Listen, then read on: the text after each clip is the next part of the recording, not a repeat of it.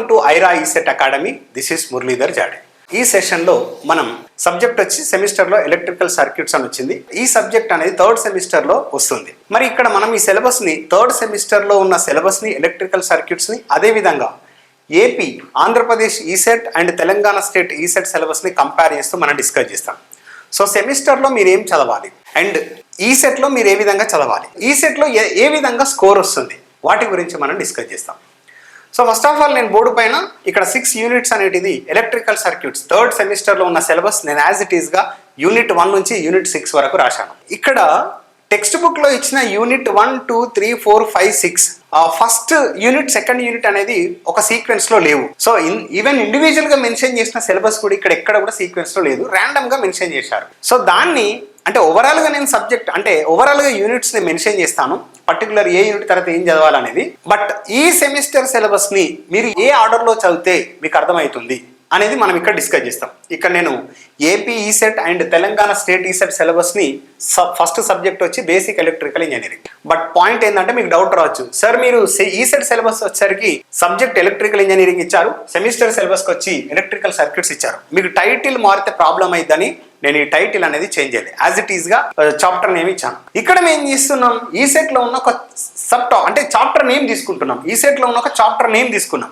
మనం ఈ సెమిస్టర్లో ఈ ఒక్క యూనిట్ చదవడం వల్ల థర్డ్ సెమిస్టర్లో ఉన్నటువంటి ఎలక్ట్రికల్ సర్క్యూట్స్ ఈ 6 యూనిట్స్ కనుక కవర్ చేస్తే మనం ఇక్కడ 2 యూనిట్స్ మనం కవర్ చేయాల్సి వస్తుంది, లైక్ బేసిక్ ఎలక్ట్రికల్ ఇంజనీరింగ్ అదేవిధంగా ఏసీ సర్క్యూట్స్ అనాలిసిస్.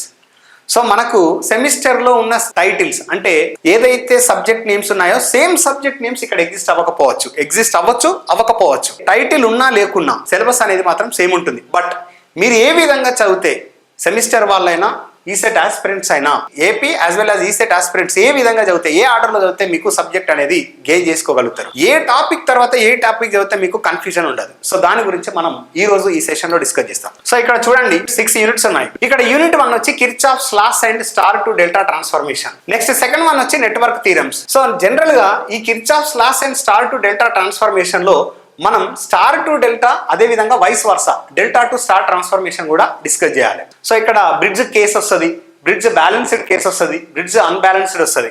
ఈ కిర్చాఫ్స్ లాస్ కంటే బిఫోర్ దట్ మనకు చూడండి ఇక్కడ టాపిక్స్ డిఫరెంట్ టాపిక్స్ ఉన్నాయి. ఇవన్నీ ఓమ్స్ లా రావాలి, క్లాసిఫికేషన్ ఆఫ్ ఎలిమెంట్స్ రావాలి, type of electric connection like series కనెక్షనా లేక ప్యారలల్ కనెక్షనా and combination of series and parallel. So అదే విధంగా ఈ series connection, parallel connection, combination connection చదివిన తర్వాత star to delta, delta to star transformation కి వెళ్ళాలి. కేర్ఫుల్ గా గుర్తుపెట్టుకోండి. సో ఓమ్స్ లా తర్వాతనే క్లాసిఫికేషన్ ఆఫ్ ఎలిమెంట్స్ కి వెళ్ళాలి, like passive elements, active elements. So చూడండి ఇక్కడ వచ్చింది ఫస్ట్ మనం డైరెక్ట్ కిర్చాఫ్స్ లాకి వెళ్ళొద్దండి. సో కిర్చాఫ్స్ లాకి ఇక్కడ వెళ్ళాలి.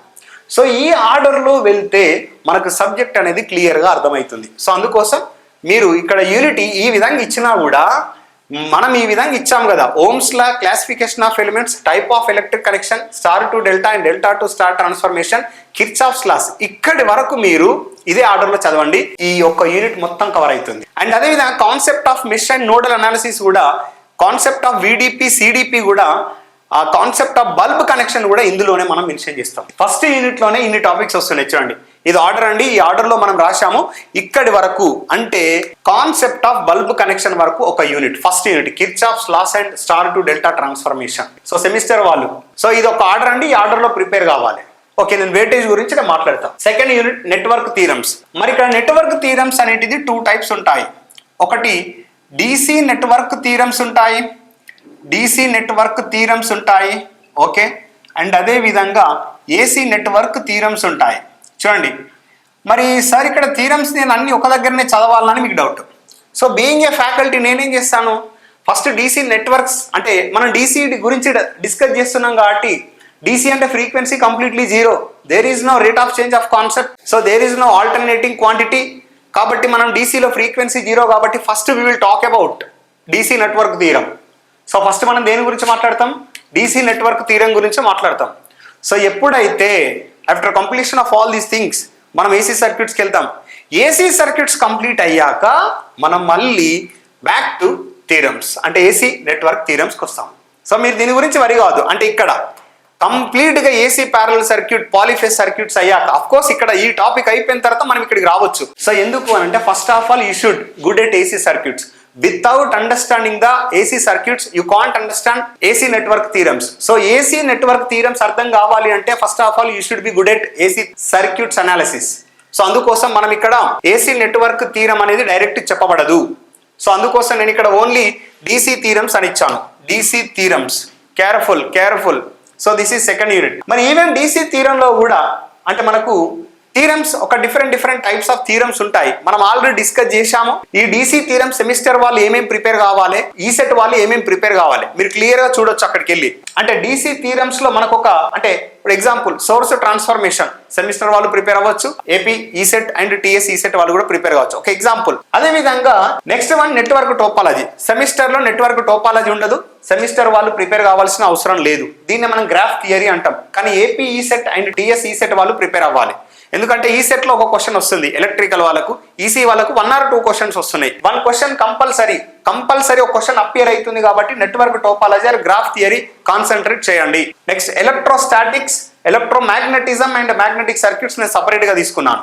ఓకేనా, ఇవన్నీ ఇక్కడే వస్తాయి. ఫస్ట్ అండ్ సెకండ్ యూనిట్ లో కవర్ అవ్వాలి. సో సెమిస్టర్ కి ప్రిపేర్ అయ్యే వాళ్ళు ఎవరైతే ఉన్నారో మనం ఈ ఆర్డర్ లో ఇచ్చాం కదా, ఈ టాపిక్స్ అన్ని except graph theory are network topology first 2 units అన్నట్టు సెమిస్టర్ వాళ్ళు ప్రిపేర్ అయ్యేది గుర్తుపెట్టుకోండి. కానీ ఏసీ నెట్వర్క్ థియరం మనం ఇక్కడ ఇవ్వమండి, ఏసీ సర్క్యూట్స్ అయ్యాక మనం ఇస్తాము గుర్తుపెట్టుకోండి. ఈ సెట్ లో వెయిటేజ్ వచ్చి మనకు 5 to 9 క్వశ్చన్స్ వస్తున్నాయి.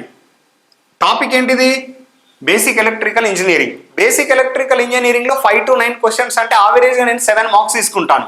అంటే 7 క్వశ్చన్స్ తీసుకుంటాను. చూడండి 7 క్వశ్చన్స్ అంటే నేను బోర్డు పైన 5 to 9 ఇస్తాను. కొన్ని యూనివర్సిటీస్ బీడబ్ల్యూకి ఇంపార్టెన్స్ ఇవ్వచ్చు, కొన్నిసార్లు బీడబ్ల్యూకి ఎక్కువ ఇంపార్టెన్స్ ఇవ్వచ్చు. So based upon the examiner అంటే పేపర్ తయారు చేసే వాళ్ళపైన కూడా డిపెండ్ అయి ఉంటుంది.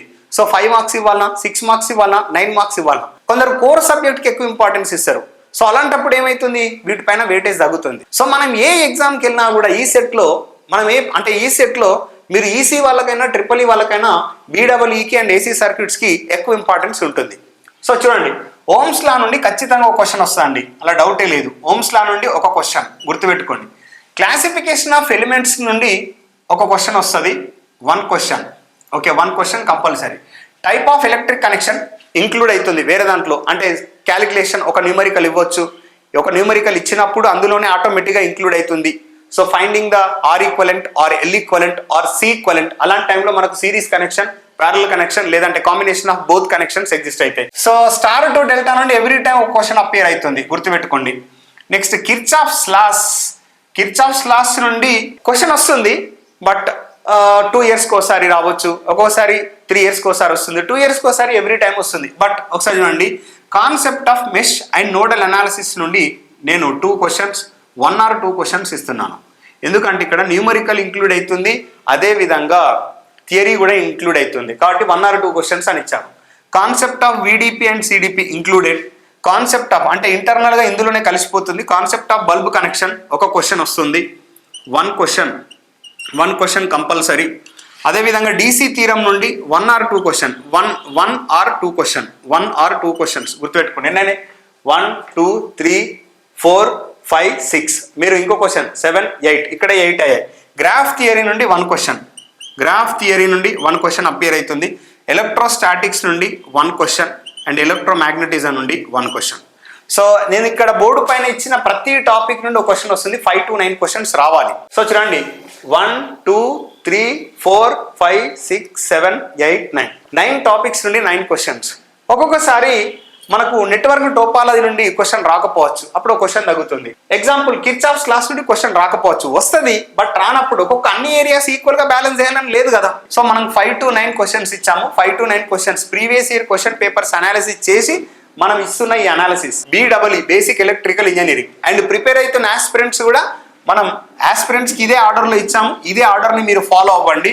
మనకు ఈ సిలబస్ అనేది సెమిస్టర్లో ఓన్లీ 2 యూనిట్స్ని కవర్ చేస్తుంది. సార్ మరి మిగతా యూనిట్స్ ఎవరు కవర్ చేయాలని మీ డౌట్. మిగతా యూనిట్స్ ఎవరు కవర్ చేస్తారంటే AC circuits, fundamentals of AC circuits and AC circuits analysis cover చేస్తుంది. ఇది బేసిక్ ఎలక్ట్రికల్ ఇంజనీరింగ్. ఇందాక మనం బీడబ్ల్యూ గురించి డిస్కస్ చేసాం, ఇప్పుడు ఏసీ సర్క్యూట్స్ అనేది ఇంక్లూడ్ చేస్తున్నాం. బీడబ్ల్యూ అండ్ ఏసీ సర్క్యూట్స్ కలిపితేనే సెమిస్టర్లో థర్డ్ సెమిస్టర్లో వచ్చే ఒక subject name electrical circuits. Only బీడబ్ల్యూలో ఫస్ట్ 2 చాప్టర్స్ మాత్రమే ఎగ్జిస్ట్ అవుతున్నాయి. సో కంప్లీట్ బీడబ్ల్యూ ఫస్ట్ 2 చాప్టర్స్లో ఇంక్లూడెడ్. సో కేర్ఫుల్గా గుర్తుపెట్టుకోండి. సో ఇక్కడ నేను ఏమేమి ఇచ్చానంటే ఏసీ సర్క్యూట్స్లో ఇంట్రడక్షన్ ఆఫ్ ఏసీ సర్క్యూట్స్ అని ఇచ్చాను. So introduction of AC circuits, phasor diagrams, concept of average and RMS, ఈ 3 టాపిక్స్ ఉన్నాయి కదా. నేను ఇక్కడ ఏసీ సర్క్యూట్స్కి ఒక ఆర్డర్ ప్రొవైడ్ చేశాను. ఈ ఆర్డర్లో చదివితేనే మీకు అర్థమవుతుంది. క్లాసెస్ కూడా ఇవే ఆర్డర్లో ఉంటాయి. కాబట్టి ఈ ఆర్డర్లో మనం ఇస్తున్నాం కాబట్టి ఈ ఆర్డర్లో ప్రిపేర్ అయితేనే మీకు క్లియర్గా అర్థమవుతుంది. లేదంటే you will face lot of difficulties. So గుర్తుపెట్టుకోండి, ఇంట్రడక్షన్ ఆఫ్ ఏసీ సర్క్యూట్స్ తర్వాత ఫేజర్ డయాగ్రామ్ చదవాలి. ఫేజర్ డయాగ్రామ్ తర్వాత concept of average and RMS, ఈ 3 వచ్చి మనం including standard signals also. Standard signals అంటే సపోజ్ మనకు సైనసైడల్ వేవ్ ఫామ్ కావచ్చు, ఫుల్ వేవ్ రెక్టిఫైర్ కావచ్చు, ట్రయాంగులర్ వేవ్ ఫామ్ కావచ్చు, హాఫ్ వేవ్ రెక్టిఫైర్ కావచ్చు. ఇవన్నీ ఈ ఫండమెంటల్స్ ఆఫ్ ఏసీలో వస్తాయి. సో ఫస్ట్ లెసన్ అంటే థర్డ్ యూనిట్ అన్నట్టు. ఏంటిది? ఎలక్ట్రికల్ సర్క్యూట్స్లో థర్డ్ యూనిట్లో కవర్ అయ్యేటి అన్ని ఈ 4 టాపిక్స్ 1, 2, 3, 4 ఈ ఆర్డర్లో ప్రిపేర్ అయితేనే మీకు సబ్జెక్ట్ అర్థమవుతుంది. ఈసెట్ ఆస్పిరెంట్స్ కూడా ఇదే ఆర్డర్లో చదవాలి. ఓకే, సో ఇదంతా ఒక టాపిక్ ఇంకో టాపిక్కి కనెక్షన్ ఉంటుంది కాబట్టి ఖచ్చితంగా మీరు ఇదే ఆర్డర్లో చదవాలి. So next one, classification of AC circuits. ఇక్కడ కూడా అదే ఇచ్చాడు అనుకోండి. Single phase AC series circuits. Of course మనం సింగిల్ ఫేజ్ గురించే మాట్లాడతాం నెట్వర్క్స్లో మ్యాక్సిమం సిలబస్.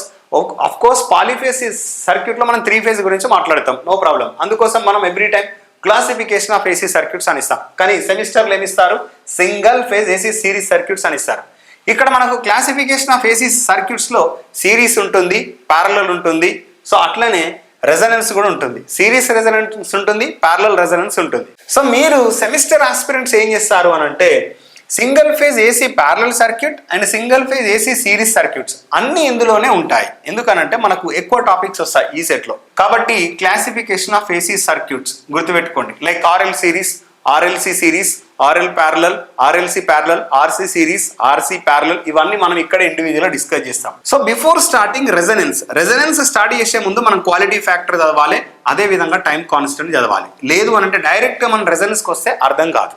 సో రెజనెన్స్ అనేది మళ్ళీ సిరీస్ రెజనెన్స్, ప్యారలల్ రెజనెన్స్. ఇక్కడ మీకు ఇందులోనే ఇక్కడ సింగిల్ ఫేజ్ ఏసీ సిరీస్ సర్క్యూట్స్లో ఏసీ సిరీస్ సర్క్యూట్స్తో పాటు సిరీస్ రెజనెన్స్ ఉంటుంది. ఇక్కడ సింగిల్ ఫేజ్ ఏసీ ప్యారలల్ సర్క్యూట్లో అంటే ప్యారలల్ సర్క్యూట్స్తో పాటు ప్యారలల్ రెజనెన్స్ ఉంటుంది. సో కేర్ఫుల్గా చూసుకోండి సెమిస్టర్ వాళ్ళు యాజ్ వెల్ యాజ్ ఈ సెట్కి ప్రిపేర్ అవుతున్న aspirants. Next one, AC theorems. Only maximum power transfer theorem గురించి మాట్లాడతాం. ఇక్కడ నుండి క్వశ్చన్ కంపల్సరీ వస్తుంది. ఈ క్వశ్చన్ అనేది ఈ ఓవరాల్ నెట్వర్క్ థీరమ్స్లో ఇంక్లూడ్ చేయవచ్చు. ఓవరాల్ నెట్వర్క్ థీరమ్స్లో ఇంక్లూడ్ చేయొచ్చు ఈ సెట్ వాళ్ళకు. కాబట్టి ఇక్కడ నేను మార్క్ ప్రొవైడ్ చేయను. ఎంపీటీటీ అనేది డీసీ థీరమ్స్తోని ఇంక్లూడ్ చేయబడుతుంది కాబట్టి దీనికి నేను మార్క్ ఇక్కడ అసైన్ చేయను. ఓకేనా? పాలీఫేజ్ సర్క్యూట్స్. సో ఇక్కడ మనకు 4 to 6 క్వశ్చన్స్ వస్తున్నాయి. అంటే యావరేజ్ మార్క్స్ ఎన్ని? 5 మార్క్స్. అంటే 5 మార్క్స్ అనేటిది ఏసీ సర్క్యూట్స్ నుండి వస్తున్నాయి. సో మనకు ఎలక్ట్రికల్ ఇంజనీరింగ్ అయినా ఎలక్ట్రానిక్స్ ఇంజనీరింగ్ అయినా అంటే EEE, ECE, instrumentation and control system engineerings అర్థం కావాలంటే first of all you should be good at BEE. అదే విధంగా ఏసీ సర్క్యూట్స్. ఈ సబ్జెక్ట్స్ కనుక అర్థం కాకుంటే మీకు ఏ సబ్జెక్ట్స్ అర్థం కాదు ఇంజనీరింగ్లో, ఈ 3 ఇంజనీరింగ్స్లో. కాబట్టి ఫస్ట్ ఆఫ్ ఆల్ ఈ సబ్జెక్ట్, అందుకోసం దీన్ని ఫండమెంటల్స్ ఆఫ్ ఇంజనీరింగ్ అని కూడా అంటాం. ఇంజనీరింగ్లో ఈ ఫండమెంటల్ సబ్జెక్ట్స్ కనుక అర్థమైతే మీకు మిగతా సబ్జెక్ట్స్ ఈజీగా అర్థమవుతాయి. ఎక్కడికి వెళ్ళినా మీరు ఎలక్ట్రికల్ మెషిన్స్కి వెళ్ళండి, పవర్ సిస్టమ్స్కి వెళ్ళండి, ఎక్కడికి వెళ్ళినా కూడా ఈ బేసిక్స్ అనేది ఖచ్చితంగా ఇన్వాల్వ్ అవుతాయి. కాబట్టి మీరు ECET aspirants compulsory first start చేయాల్సిన సబ్జెక్ట్ BEE, తర్వాత ఏసీ సర్క్యూట్స్. దీన్నే మనం ఈ 2 సబ్జెక్ట్స్ కలిపితేనే మనం సెమిస్టర్లో ఎలక్ట్రికల్ సర్క్యూట్స్ అంటాము, లేదంటే నెట్వర్క్ సర్క్యూట్స్ అని కూడా పిలుస్తాము, లేదంటే నెట్వర్క్ థియరీ అని కూడా పిలుస్తాం. ఇంజనీరింగ్లో నెట్వర్క్ థియరీ, నెట్వర్క్ సర్క్యూట్స్ అని ఉంటుంది. మరి ఇక్కడ ఏ టాపిక్ నుండి ఎన్ని క్వశ్చన్లు ఎక్స్పెక్ట్ చేయొచ్చు చూడండి. క్లాసిఫికేషన్ ఆఫ్ ఏసీ సర్క్యూట్స్ నుండి మనకు 1 or 2 క్వశ్చన్స్ వస్తాయండి. 1 or 2 క్వశ్చన్స్. రెజనెన్స్ నుండి కంపల్సరీ 1 క్వశ్చన్ వస్తుంది. సిరీస్ రెజనెన్స్ కావచ్చు, ప్యారలల్ రెజనెన్స్ కావచ్చు. నెక్స్ట్ ఏసీ థీరం అక్కడ ఇంక్లూడ్ చేయబడింది. పాలీఫేజ్ నుండి 1 క్వశ్చన్. ఎన్నైనాయి? 1, 2, 3. ఇక్కడ నుంచి 1 or 2 క్వశ్చన్స్. ఈ టోటల్ సబ్ టాపిక్స్ ఉన్నాయి కదా, 4 సబ్ టాపిక్స్. 1, 2, 3, 4. ఇక్కడ ఒకటి, ఇక్కడ 4 to 6. అంటే మినిమం 4 క్వశ్చన్స్, మాక్సిమం 6 క్వశ్చన్స్. అంటే ఏపీ సెట్ ఒక పేపర్లో 4 క్వశ్చన్స్ వస్తున్నాయి, ఒక పేపర్లో 5 క్వశ్చన్స్ వస్తున్నాయి, ఇంకో పేపర్లో 6 క్వశ్చన్స్ వస్తున్నాయి. సేమ్ తెలంగాణ స్టేట్లో కూడా ఇదే జరుగుతుంది. సో ఈ విధంగా మనం యావరేజ్గా 4 to 6 క్వశ్చన్స్ వస్తున్నాయని మనం ఎక్స్ప్లెయిన్ చేస్తున్నాం.